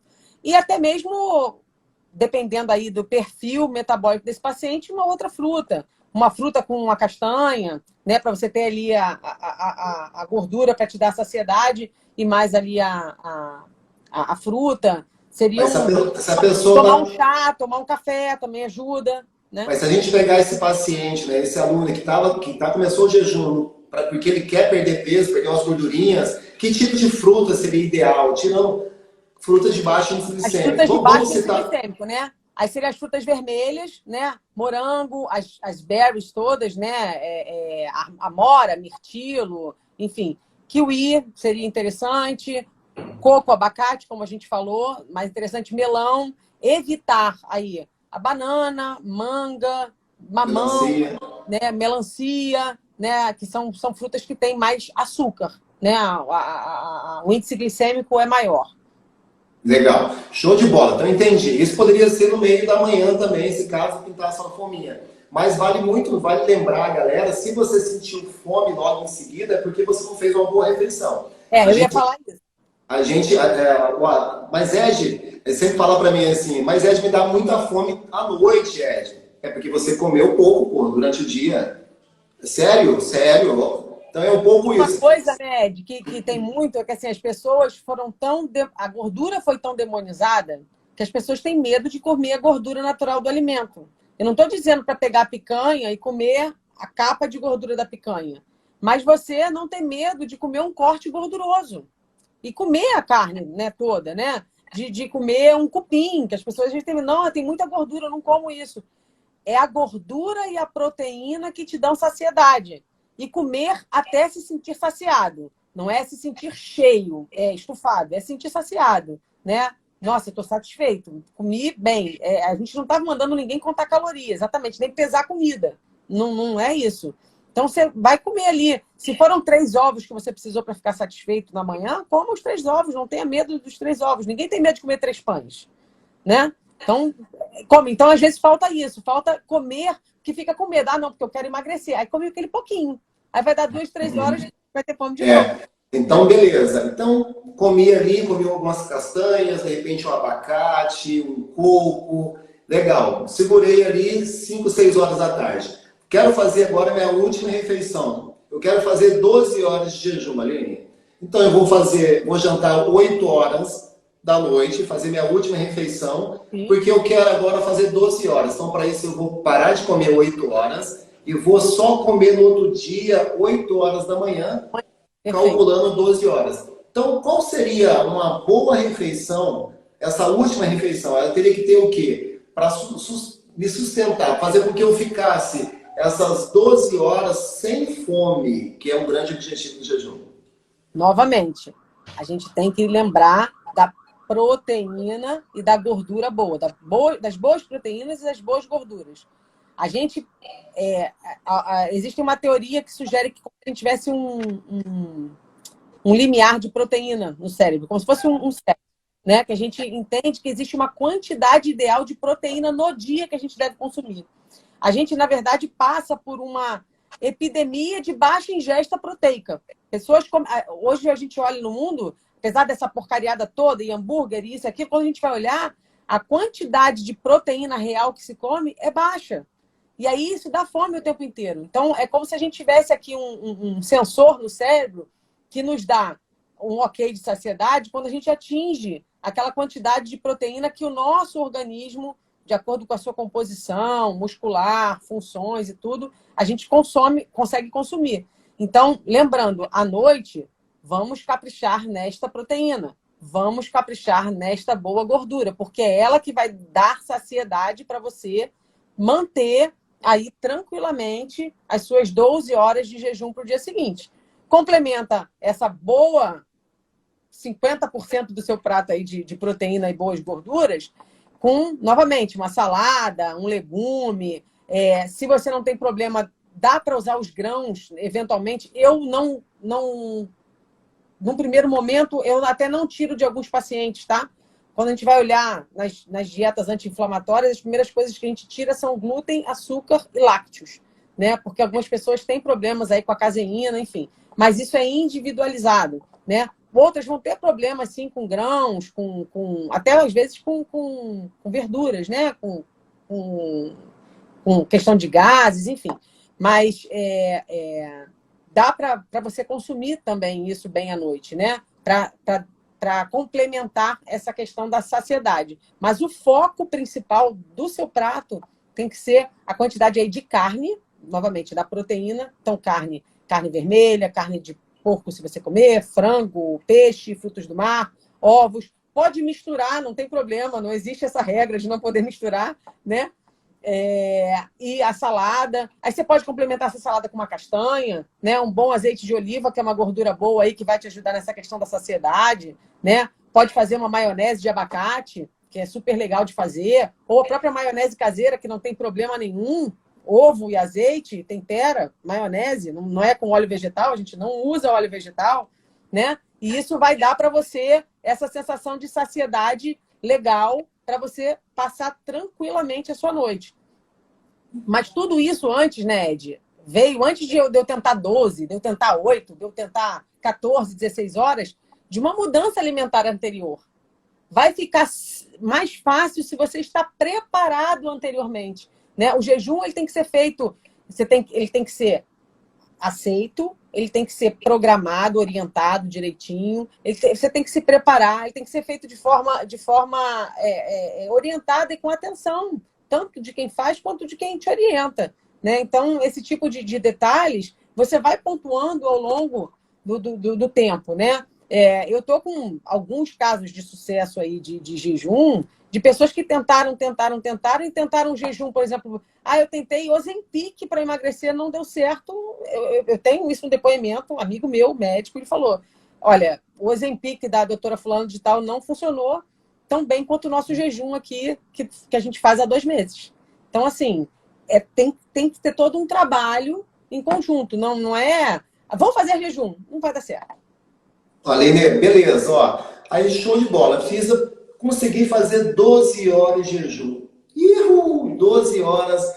Consegui fazer a primeira meta, cumpri aí 12 horas de jejum, maravilha. Já tem alguns benefícios.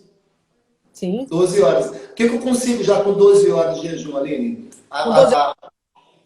Organicamente falando, né? Você já consegue começar a partir de 12 a 14 horas, você já está começando a queimar essa gordura mesmo. Você usou aquele glicogênio que estava estocado no fígado, você usou aquele glicogênio no músculo se você começou a se movimentar, acordou, começou a se movimentar ali, e aí você já começa a queimar a gordura. Você já começa ali a controlar essa insulina. Se você controla essa insulina, você começa também a melhorar alguns marcadores inflamatórios orgânicos. Então, com 12 horas, você já está começando o processo aí de desinflamação e de repouso e de reparo que o jejum é capaz de promover. Beleza. Aí me dei super bem, me adaptei super bem ao jejum de 12 horas. Tô de boa, tô sentindo dor de cabeça, fraqueza, nada, tô ótimo. Agora eu quero tentar aumentar um pouquinho. Vou aumentar para quantas horas? 5, 6 horas, não, né? 2 horinhas.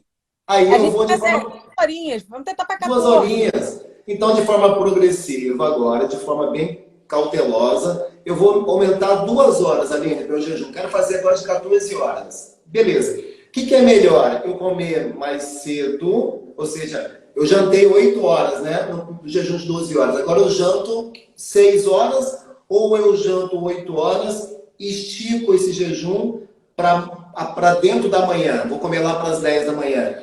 Vale mais comer mais, jantar mais cedo ou esticar ele mais para parte da manhã? Aí a gente volta para a questão da crononutrição e ciclo circadiano. Se a gente for olhar do ponto de vista do nosso ciclo circadiano, né, a hora de vigília, o ideal é que a gente comece até umas 18 horas, né? Se a gente comer até as 18 horas, a gente está brilhando, tá lindo. Ótimo. É o que eu tento fazer hoje, normalmente, no meu dia a dia. Pelo menos até as 18 horas. Tipo, hoje eu já parei de comer, era 4 horas da tarde.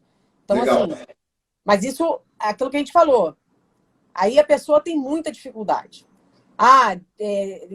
Adiantar para as 18 é muito difícil para mim. É a hora que eu chego em casa, é a hora que eu sento com meu marido para jantar. Então, às vezes, nesse primeiro momento, que a pessoa está se adaptando, está se acostumando, está entendendo como funciona o jejum, como funciona para ela, talvez seja mais fácil ela, em vez de comer às 8, conseguir jogar para as 10 horas da manhã.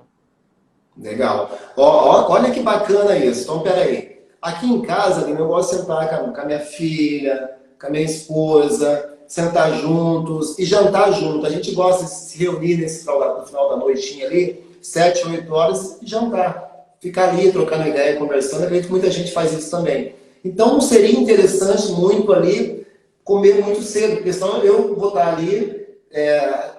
jantei cedo, 6 horas, e a minha família está jantando 8 horas da noite. Fica meio confuso isso, né? Então, pode criar algum desconforto ali. Você está sentindo o cheiro da comida. Então, é legal você jantar com a sua família e esticar esse jejum 2 horas para dentro da sua manhã.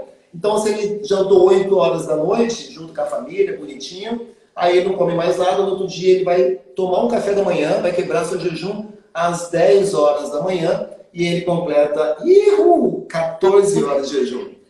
14 horas de jejum já tem alguns benefícios legais aí, né? A gente está mais ainda intensificando essa questão da queima de gordura, como a gente falou, né? Ainda não entramos aí na questão da autofagia, né? A autofagia, ela começa aí mais ou menos acima de 17 horas, mais ou menos. Mas a gente já está com todo o processo aí de queima de gordura, de oxidação, né, da gordura, usar a gordura, começar a usar a gordura como fonte de energia, já começa, como a gente falou, a reduzir essa insulina. A insulina está baixinha, você não está dando glicose. A insulina está baixinha, então a gente está ativando ali a lipólise, a quebra de gordura, está diminuindo ali a liberação de algumas células no nosso intestino, né? Nosso intestino, Hoje a gente não sabe quem manda mais, se é o intestino, o cérebro ou se é o cérebro ou o intestino, né? Esse eixo intestino-cérebro hoje é super importante. Tem que cuidar dos dois, né? Hã? Como a gente não sabe quem manda mais, a gente tem que cuidar dos dois. Exatamente, exatamente. Não, e é importantíssimo, né? Hoje a gente tem aí estudos e mais estudos de trabalho, questão de depressão, ansiedade, tudo o que a gente come tem uma influência imensa sobre isso. E aí, nessa questão do jejum, do repouso, da insulina baixa, a gente está ali desativando algumas células de imunidade, né? Alguma ativação de neutrófilos para agir como se fossem coisas inflamatórias. Comer, a gente ativa um monte de coisa inflamatória, mesmo quando a gente come coisa boa, sabia? O ato de comer é um ato, vamos dizer assim, tem um estresse ali, existe uma mini inflamação no processo de comer. Então, por isso que o jejum, ele dá essa redução na inflamação como um todo, né? Mesmo lá com as suas poucas 14 horas que você está conquistando ali com sucesso. Ah, não, mas não são só 14 horas. Você já passou mais da metade do seu, vamos dizer, do seu dia, né? Contando o dia com 24 horas, sem comer. Você já deu esse repouso para o seu organismo, que é fundamental, que a gente não faz mais hoje, com a oferta. Porque a gente acorda de madrugada com fome, abre a geladeira e come. Né? Isso não existia antes. Né? Nosso metabolismo é o mesmo metabolismo da escassez. A gente não mudou o metabolismo conforme a gente teve disponibilidade alimentar, né? Aline, ó, a gente já está meio que encaminhando para o final aqui, é tanta coisa. Vamos pegar aqui um caso bem comum. Saí fim de semana, tomei todas num sábado, sabe? Bebi sair, chutei o balde, comi pastel, cerveja, sabe? Um monte de carboidrato. Aí eu fico com um sentimento de culpa muito pesado no domingo. Sabe o que eu vou fazer no domingo? De ressaca, meu corpo bem debilitado, eu não quero nem saber. Eu vou fazer um jejum no domingo porque eu chutei o balde no sábado à noite. Não vai dar certo. Não vai dar certo. Não vai dar certo. O maior erro do jejum... Vai pagar um preço muito alto, né? Não, e o maior erro de quem usa o jejum como ferramenta do pé na jaca, né? Ah, enfiei o pé na jaca, então amanhã eu vou fazer jejum. Primeiro que não consegue. Ah, faz jejum, aí faz aquele jejum meio atropelado. E aí você imagina, fiz um jejum. Aí E não é saudável, né? Não, a gente tem que citar isso. tudo que está disponível ali para ser consumido é só porcaria, né? Você está em jejum e está usando aquilo que você comeu na porcaria anterior, do dia anterior. E certamente, quando você voltar a comer, você vai estar... Se é que você vai conseguir fazer um jejum longo, porque provavelmente não vai conseguir, né? Outro dia, até a gente estava com a Rafa, eu vou fazer um jejum longo, que de vez em quando eu faço uns mais longos. Vamos fazer, ela vamos. Aí aconteceu alguma coisa que ela falou, Aline, saí, tomei uma taça de vinho. Aí ela falou assim, não consegui fazer. Não consegue, o organismo não consegue, porque você não está dando a ele o aporte necessário. Você não preparou ele adequadamente para fazer. Você descacetou, você fez tudo errado. E aí ele não vai conseguir, né? Então, e aí quando você volta, normalmente você também não volta comendo bem. E aí você foi lá, aí teu organismo começou a limpar célula, limpar coisa ruim, aumentou o GH, porque ele agora está pronto para catabolizar, para anabolizar. Na hora que chegar, ele quer reconstruir aquilo que ele destruiu, vamos dizer assim. Aí você bota um monte de proteína ruim. Aí é aquele Ferrari com step, né? Sem antena. É assim, você não está dando o necessário. E é um dos maiores erros, né? É um dos maiores erros de jejum é esse. Aí tal. Mas eu preciso... Como eu estou começando, vamos voltar lá nos protocolos. 12, 14... Mas, Ed, no começo, é interessante fazer todos os dias da semana? Não, você está começando, ele pode fazer isso 3 vezes por semana, sentindo o corpo dele, depois ele pode estender isso. Começa com jejum 3 vezes por semana, fazendo 12 horas de jejum, tô ok, tô sentindo bem, passa agora a fazer todos os dias da semana. Aí vai de novo, faz 14 horas fazendo 3 vezes por semana, aí ele tá ok, sentindo bem, nada, passa agora para todos os dias da semana. Legal. E agora eu quero estender um pouco mais, Aline. Eu quero buscar um pouco essa questão da autofagia, né, que ela acontece ali, alguns estudos falam depois ali 18, 24 horas, a gente nunca sabe exatamente que momento que vai acontecer isso, mas ele quer buscar uma autofagia. Eu preciso de autofagia, vou explicar agora sobre isso, para a gente já começar entrar nesse ponto. Eu quero buscar uma autofagia, Ege, e vamos falar o que é autofagia agora. A partir de quantas horas em jejum, né, eu consigo atingir esse objetivo? Como a gente falou, assim, pelos dados que a gente consegue ter, isso está acontecendo a partir ali de mais ou menos, a partir de 17, 18 horas, né, onde a gente começa realmente a ter essa maior uso das nossas células velhas, das nossas proteínas velhas, essa quebra, né? A gente tem duas formas aí dessas destruições, né?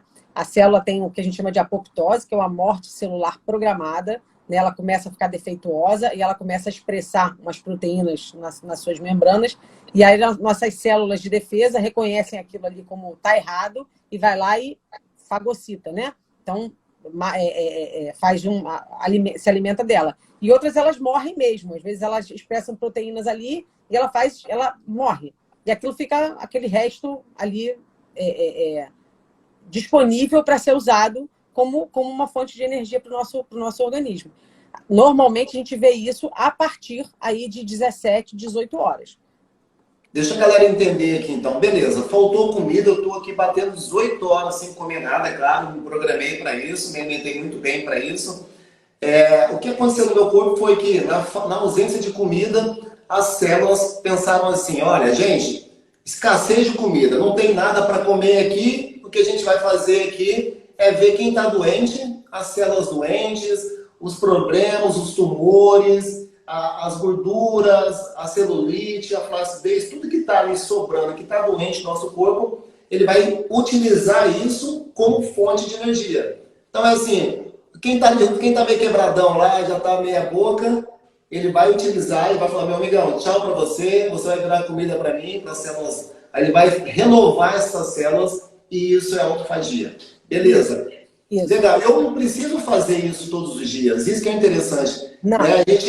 Então eu posso fazer o jejum ali de 14, 16 horas buscando emagrecimento e vira e mexe, eu posso me programar para fazer uma vez por semana, a cada 15 dias é o que a gente faz. Um jejum mais prolongado. A gente se programa para isso, fazer um jejum ali para 18, 20, 24 horas, mas é claro que você passou por todo esse processo aí. Aline, agora só para a gente fazer a última pergunta aqui. Legal, mas Aline, nesse processo todo, eu treino de manhã. Nunca treinei em jejum. Estou dando um exemplo aqui, né? Eu treino em jejum e, graças a Deus, hoje eu não consigo treinar de barriga cheia. Boa, ó. Então, legal. Então, eu vou treinar em jejum, nunca treinei em jejum. Aí eu tô morrendo de medo. Eu preciso treinar, eu treino 7 horas da manhã e eu já tô 12 horas em jejum e vou no outro dia. Meu primeiro treino em jejum, existe alguma recomendação para eu fazer? Já que é o primeiro, nunca treinei em jejum, o que eu preciso fazer naquele primeiro momento? Treino mais pesado, treino mais forte? Existe alguma coisa? Me hidrato mais, coloca ali um pouquinho de sal. O que eu posso fazer para me ajudar, para eu superar o meu primeiro treino em jejum? Muitas pessoas vão ter dificuldade, né? Por mais que estejam se adaptando. Já estou fazendo 12, 14, 16 horas, mas nunca treinei. Né? Lembrar que existe um tempo de adaptação a você voltar a usar esta gordura como fonte de energia. Né? Então, num primeiro momento, sempre é importante... eu já estou seguindo isso muito bem. Então, já sei que a minha alimentação na noite anterior foi bacana. Né? Teve ali a proteína, teve a gordura boa, né, sendo consumida.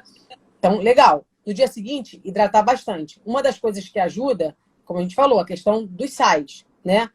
De reposição de sal. Né? E aí, às vezes, uma colherzinha de café, do chá, de café de sal integral. Isso, num 200, 300 ml de água já vai te ajudar. Tem um outro elemento que é muito legal no jejum, que ajuda muito na questão da fadiga, até de manutenção muscular, que é o magnésio, que a gente não tem isso no sal, né? E as nossas fontes hoje alimentares são muito pobres em magnésio. Nosso solo é muito pobre em magnésio. Então, eu normalmente reponho magnésio para os meus pacientes que estão em jejum. Eu faço, né? Peço para manipular, geralmente é sempre o magnésio quelado, né? Que também dá menos questões gastrointestinais. Então, é legal fazer. Mas essa pessoa vai começar provavelmente, ela vai sentir que o rendimento dela é diferente, porque ela ainda não está adaptada. Isso leva um tempo, né? Essa adaptação leva um tempo.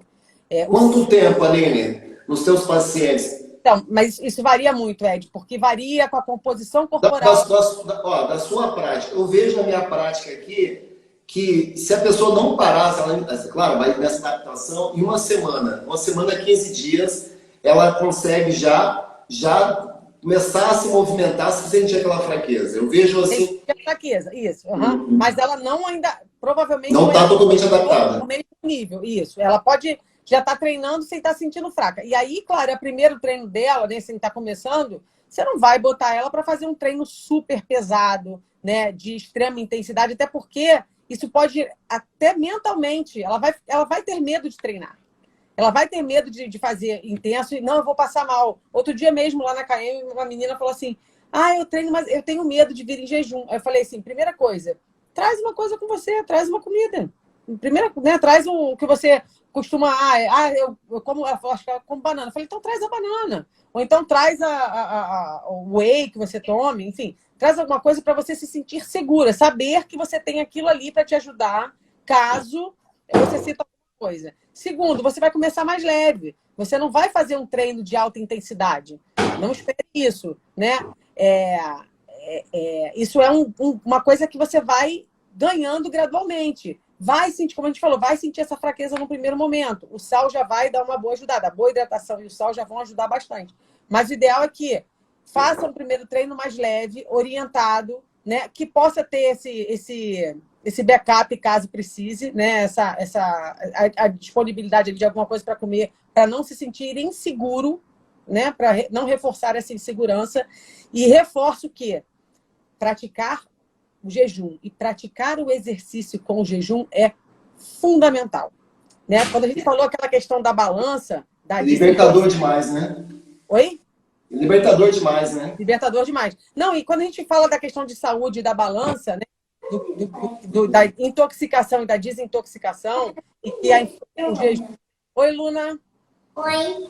E que o jejum, ele trabalha nesse processo de desintoxicação e inflamação. Você fazer o exercício físico, você vai suar. E suar é uma outra forma de limpeza, né? Às vezes você está ali jejuando, você está quebrando aquelas organelas, aquelas moléculas que estão ali danificadas, estragadas. A gente tem uma série de toxinas que às vezes estão presas nela e aquilo vai para o teu organismo. E suar faz parte para você eliminar, para você limpar isso do seu corpo. Então, o suor, o exercício físico, por si só, e por mecanismos outros, né, dele, né, de musculares mesmo, de produção de enzima, de produção de citocinas musculares. A gente sabe que hoje o músculo produz hormônios, né? O suar ajuda nesse processo de desintoxicação e de saúde também. Então, não tenha medo de treinar em jejum, de forma orientada, né? Não só a orientação da alimentação, como a orientação de quem está orientando o seu treino, né? Faz parte de um processo de saúde, de um processo de limpeza orgânica. Você ficou já 5 dias em jejum, né? Até um pouquinho mais. Um pouquinho mais. Aline, vamos fazer a última. É muito assunto. A gente vai ter que encerrar, marcar um outro dia, uma outra live. Olha, só queria perguntar para você, que é muito importante agora. Contraindicação. Quem não pode fazer jejum? Me fala um pouquinho. Aline, quem que não pode fazer jejum? Não poder é complicado, né? Assim, a gente fala jejum... Vamos falar, por exemplo, criança não pode fazer jejum. Né, digamos... Não o jejum programado. Não convém, né? Não convém, não jejum programado. Mas também a gente não tem que ficar com aquela negócio de forçar a criança. Come, não, a criança sabe, ela às vezes, identifica muito mais a questão de fome, muitas vezes, do que nós, né? E às vezes a gente acaba empurrando um alimento sem necessidade. Então, assim, você não faz. Vai fazer jejum. Minha filha fala assim, mãe, posso fazer jejum? Não, você não sabe fazer jejum, mas você vai comer na hora certa. Você está com fome, de verdade? Também ensinar a começar a perceber isso, até porque ela é muito ansiosa. Eu percebo quando ela está ansiosa, ela quer comer e acabou de comer. Não é isso, né? Mas criança não. Criança não entra em protocolo de jejum, esses protocolos, né? Eles falam 12, 14, nada disso, né? A outra coisa que a gente olha bastante, mas que existe uma janela assim, de atuação, são os idosos sarcopênicos, né? Sarcopênicos sem massa muscular. Então a gente tem que tomar cuidado, porque eles não têm ali, que a gente chama de lastro mesmo, né? Se a pessoa muito magra para fazer jejuns prolongados, ela não tem ali reserva, né? A mesma coisa dos sarcopênicos, assim, jejuns prolongados você não vai fazer, porque você pode estar ali colocando talvez em risco essa massa muscular. Mas jejuns curtos e orientados, para alguém que precise de questões metabólicas ou de desintoxicação, de desinflamação, é cabível. Gestante, a gente não faz jejum também, né? Porque ela está ali com um excesso de metabólico mesmo, né? Uma sobrecarga metabólica do desenvolvimento de um outro ser, né? Que não tem porquê.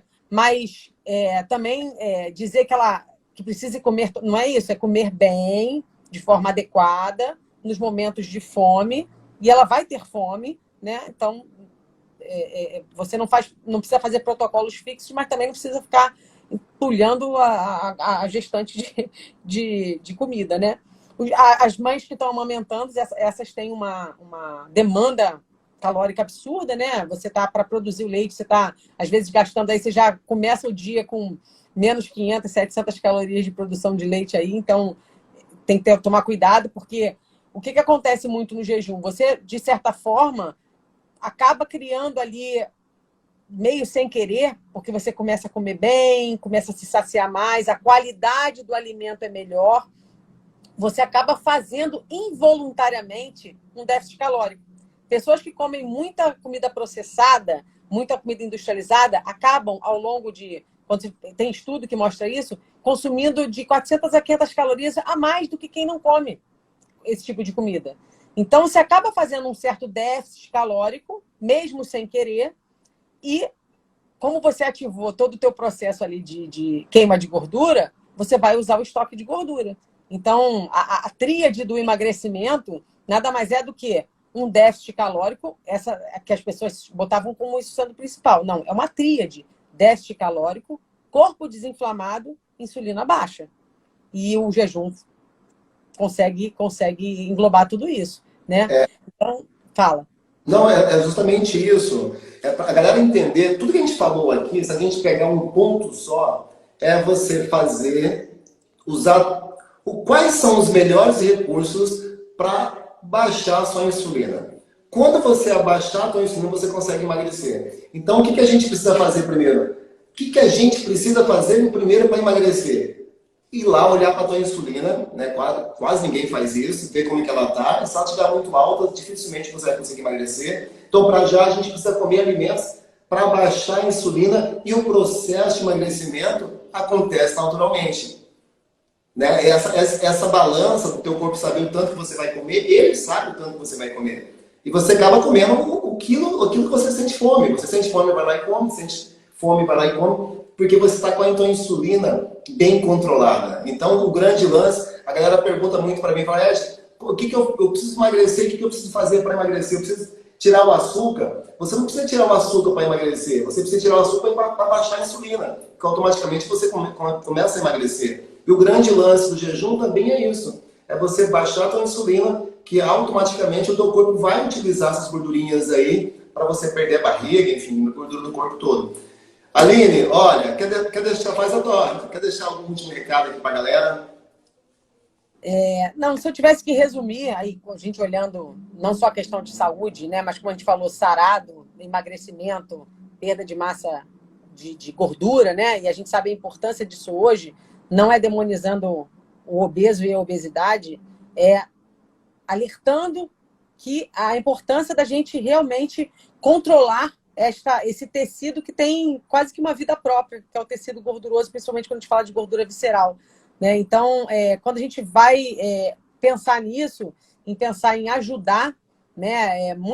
Eu falei dessa tríade agora porque eu acho que é isso. E a gente olha a questão do jejum, emagrecer passa muito por isso. Um déficit calórico, um corpo desinflamado, porque a gente precisa desse corpo desinflamado para a gente estar com toda a orquestra hormonal, todos os receptores funcionando, nosso intestino funcionando, nossa digestão funcionando, nosso cérebro funcionando, enfim.